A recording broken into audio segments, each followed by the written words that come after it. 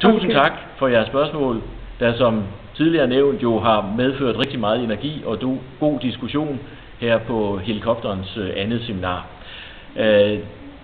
Den energi, der har været, er også udtrykt i, at vi gerne vil stille jer et spørgsmål. Når det med rummet fylder så meget i jeres diskussioner, er det så selvoplevet, at det er en barriere, eller er det fordi det er uklart? Er det fordi I diskussionerne af overstyring har været inde på eksempler, hvor overstyringen har været hæmmende i forhold til innovationen? Så vil vi rigtig gerne vide det, fordi den fælles proces, som vi har gang i, er jo i virkeligheden ligesom at skifte hjul, mens man kører. Og derfor vil vi rigtig gerne bede jer om at hjælpe os med at finde ud af, hvad kan vi i fællesskab gøre for at mindske den mulige balance, der måtte være imellem overstyring og understyring. Og især vil vi gerne vide, hvordan kan det være, at det fylder så meget hos jer. Vi ser frem til jeres svar.